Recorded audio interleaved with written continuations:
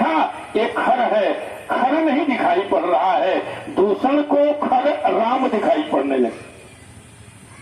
और खर ने देखा कि ये दूषण है, लेकिन वो दूषण के रूप में नहीं दिखाई पड़ रहा है, वो राम के रूप में दिखाई पड़ रहे हैं। तो प्रेमियों, इस प्रकार से भगवान ने खर को राम बना दिया और दूषण को राम बना दिया, और जितने राक्षस हैं एक दूसरे को राम देख करके लड़ करके समाप्त हो कि सुर मुनि सब है प्रभु देखी माया, नाथ अति कौतुक करो।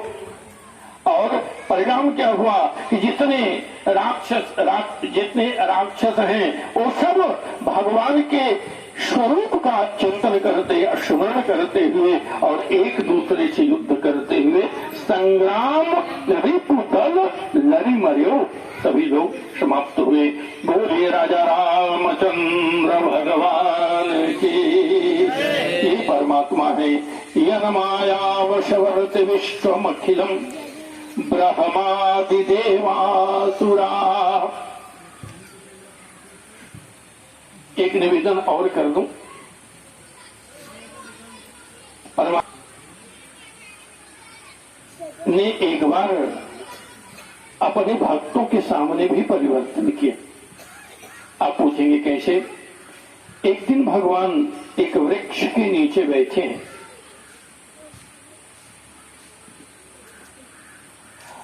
और वृक्ष के ऊपर तमाम शाखाएं हैं, और उन शाखाओं के ऊपर जितने बंदर हैं वो चढ़ गए। अब ये बंदरों का स्वभाव है वृक्ष पे चढ़ जाना। सब बंदर एकदम चढ़ गए, और चढ़ गए तो भगवान राम के सिर के ऊपर पैर है, लंबी लंबी लंगूरों की पूंछ भगवान के ऊपर लटक रही। अब ये तो अगर सही देखा जाए तो सेवक धर्म और स्वामी धर्म में बड़ा अंतर हो जाता है। अगर सेवक ऊपर इस प्रकार से करे तो वो धृष्टता मानी जाती है, और इसको देख करके लक्ष्मण को बड़ा क्रोध आया। लक्ष्मण के इस मुद्रा को अवलोकन करके परमात्मा श्री राम उक्तवान, भगवान श्री राम ने कहा कि भो लक्ष्मण, अरे लक्ष्मण, अरे भो लक्ष्मण, ईदृशः इस प्रकार स्वरूपम किमर्थम कृतवान, इस प्रकार का स्वरूप किस अर्थ में कर रहे हो?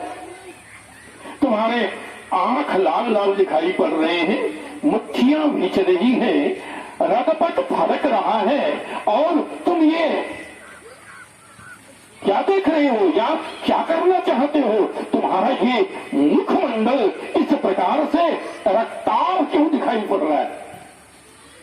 परमात्मा श्री राम ने जैसे ही पूछा तो लक्ष्मण ने कहा कि प्रभु वृक्षस्य ऊपर पश्यतु, वृक्ष के ऊपर आप देखो, वृक्षस्य ऊपर पश्यतु, आप वृक्ष के ऊपर देखो। जब भगवान श्री राम ने ऐसे देखा तो जितने बंदर हैं सब पूंछ लटका लटका करके बैठे हैं। बंदरों का क्या भरोसा है? एक बंदर की बात आपको बताएं।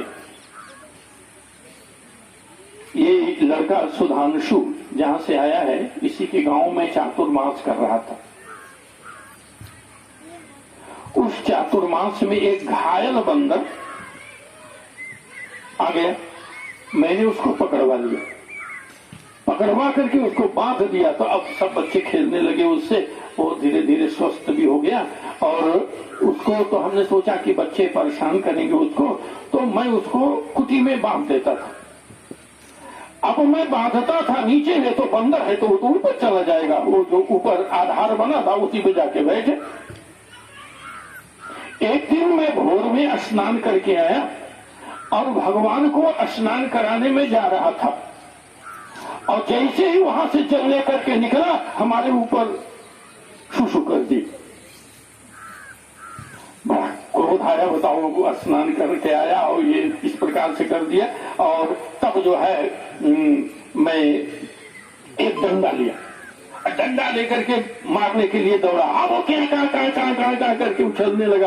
तो हमने कहा कि ये तो परशु है, इसको तो कोई बोध नहीं है कि हम स्नान करके आ रहे हैं कि नहीं स्नान करके आ रहे हैं। लेकिन इससे ज्यादा पशु तो मैं हुआ, क्योंकि हम अपने विचार में जिसको हम पालते हैं और उसी को डंडा लेकर के मारने जाते हैं। यद्यपि मैंने मारा नहीं था, फिर हमारे दिमाग में बात आई, रख दिया डंडा और फिर स्नान करने के लिए चला गया। फिर स्नान करके आया, फिर भगवान को स्नान कराया। तो मेरे कहने का आशय ये था कि ये बंदर है, तो ये बंदर किस प्रकार से भगवान के साथ व्यवहार कर रहे हैं, ये लक्ष्मण से नहीं देखा गया।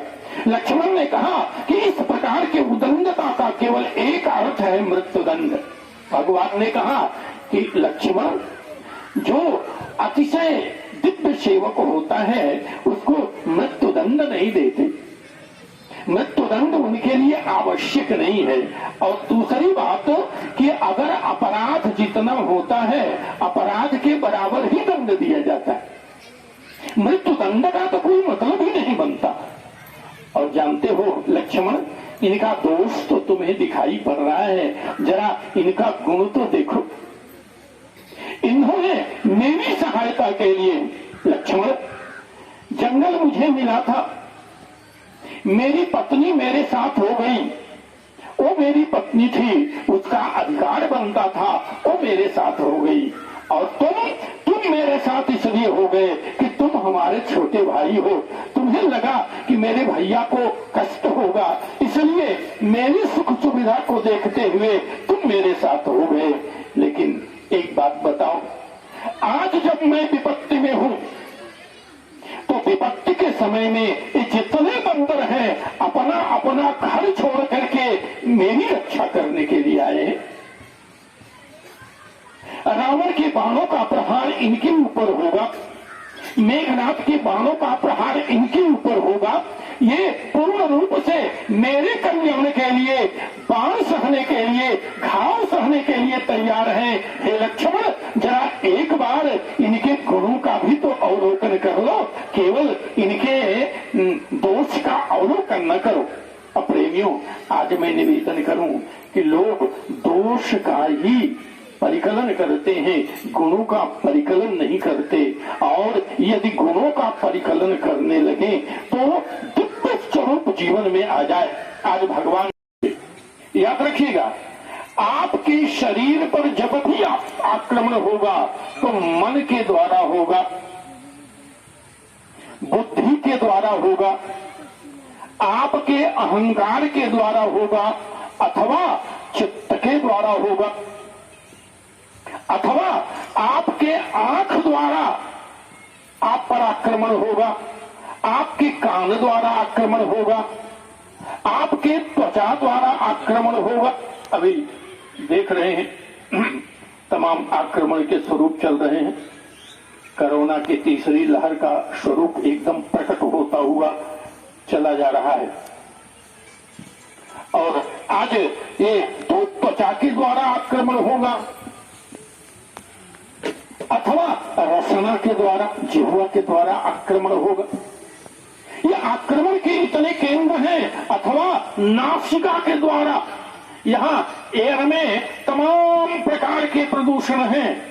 अगर कोरोना के प्रदूषण है तो आप श्वास लेंगे और श्वास लेने के माध्यम से अंदर जाएंगे, तो इस प्रकार से नाक के द्वारा आक्रमण होगा, आपके हाथ के द्वारा आक्रमण होगा, शिश्न के द्वारा होगा, गुदा के द्वारा होगा, आपके वाणी के द्वारा। ये 14 स्थान है और ये 14 हजारों की संख्या में है, इसलिए 14,000 शब्द से प्रयोगम कृतवान। देखिए 14,000 शब्द कहा कि 14 सहस्त्र शब्द का प्रयोग किया। देखिए 15 सहस्त्र शब्दस्य प्रयोगम न कृतवान, यानी 15 नहीं कहा, षोडश सहस्त्र नहीं कहा, षोडश सहस्त्र वर्णनम न कृतवान, इन्होंने षोडश सहस्त्र भी नहीं कहा और त्रयोदश सहस्त्र अपि न अकथयत, उन्होंने ये भी नहीं कहा। क्यों? उसका मूल कारण आपको बता दें। 14,000 यही है हमारे 5 कर्मेंद्रियों का समूह, 5 ज्ञानेंद्रियों का समूह और 4 अंतःकरण के स्वरूप, ये मिलकर 14 होते हैं और ये 14,000 की संख्या में आए। भगवान श्री राम को डर नहीं लगा? क्यों लगेगा? एक बात बताइए, अगर हजारों नक्षत्र उदय हो जाए तो सूर्य का क्या बिगड़ने वाला है?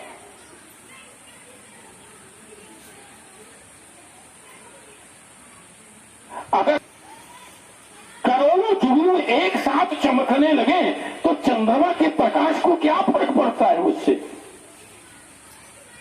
भगवान श्री राम को इन नक्षत्र स्वरूप जितने राक्षस आए हैं, इनसे इनको क्या कष्ट हो सकता है? इसलिए राम जी को कोई कष्ट नहीं।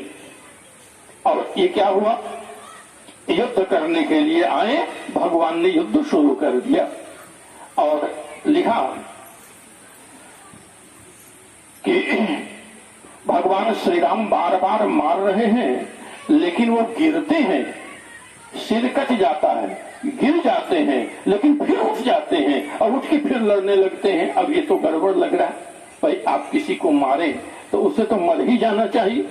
और पता लगा कि जैसे ही गला कटा दूसरे क्षण में फिर गला जुट गया और उठ गए।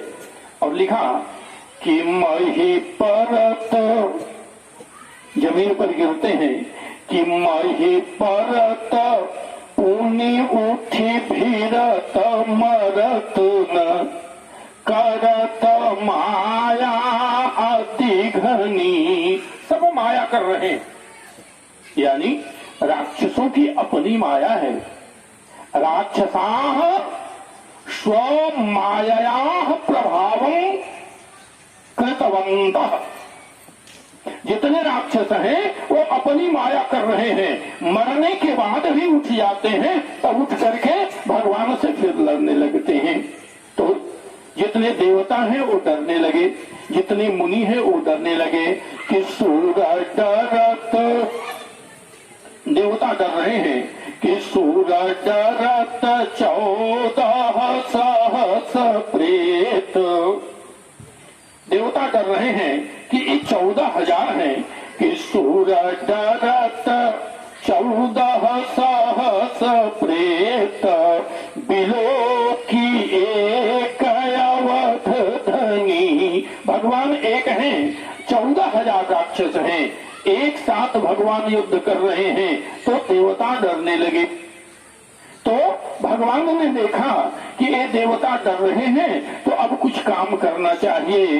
तो सूर मुनि सब है प्रभु देखी माया, नाथ अति कौतुक करो। देवताओं को और मुनियों को डरते हुए देख करके राम जी ने एक कौतुक कर दिया। क्यों? देखिए, राम जी माया के पति हैं और ये माया को जानने वाले हैं। जैसे कोई सर्प लेकर के और गरुड़ को डराने का प्रयास करे कि मार डालेंगे, मार डालेंगे। अरे छोटा सा सांप है, वो गरुड़ का क्या करेगा? गरुड़ को एक बार देख लेने के बाद सर्प तो ऐसे भागता है जैसे सूर्य के उदय होने के बाद अंधकार भागता है। आज इतना सहज स्वरूप प्रस्तुत हुआ। भगवान श्री राम ने देखा तो परमात्मा ने सोचा कि चलो हम भी कुछ माया कर देते हैं। तो माया सुर नर सुर मुनि सब है प्रभु देखी माया, नाथ अति कौतुक करो। तो परमात्मा श्री राम एक दिव्य प्रयोगम कृतवान, भगवान ने एक दिव्य प्रयोग किया। क्या प्रयोग किया? परमात्मा ने निर्णय किया कि इनका स्वरूप ही बदल दिया जाए। भगवान की एक बड़ी विधा है, अगर चाहते हैं तो किसी का स्वरूप बदल देते हैं। जैसे अगर वज्र है तो भगवान कभी कभी वज्र को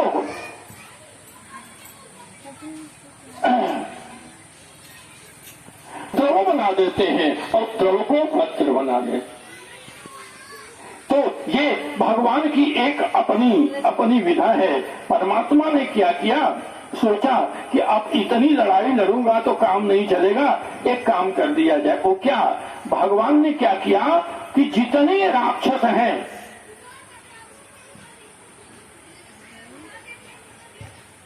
सर्वे राक्षसाः, यानी समस्त राक्षसों के शरीर को क्या किया, कहा